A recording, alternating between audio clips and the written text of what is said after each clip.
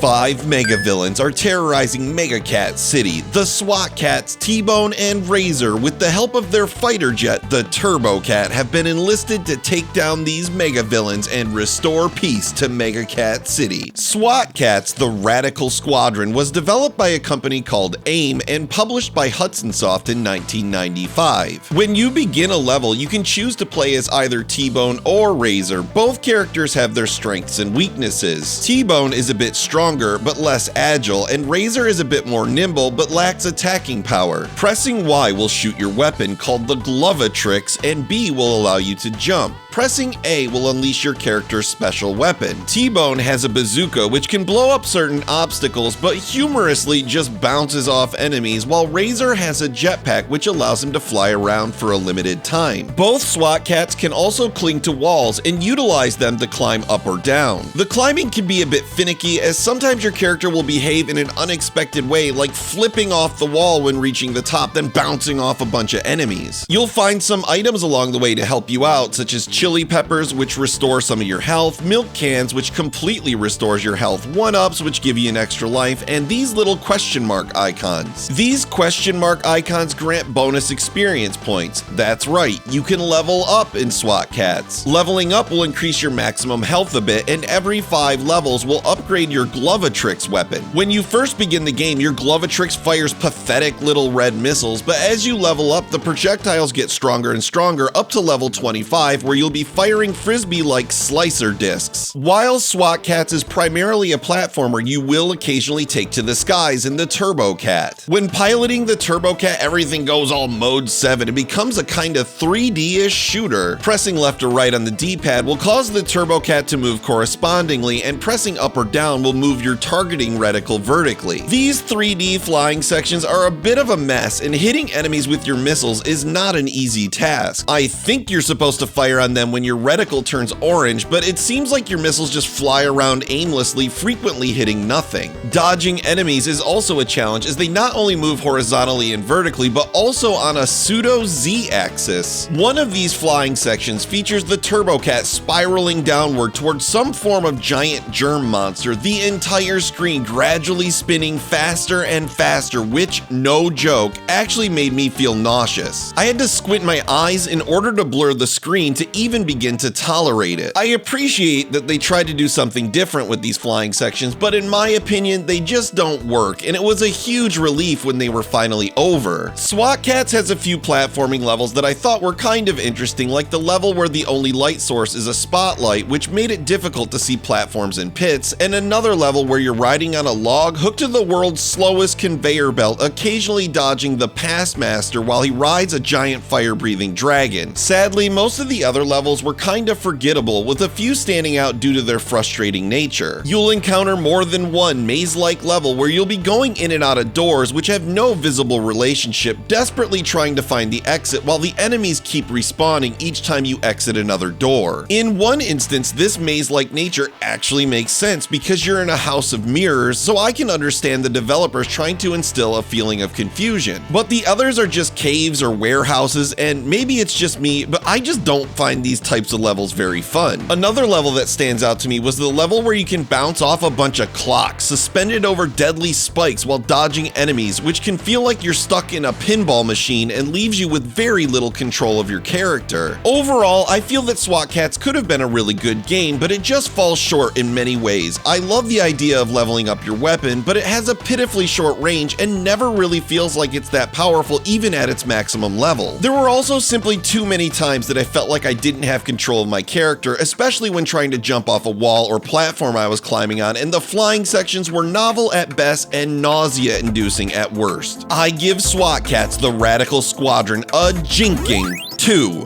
out of 5.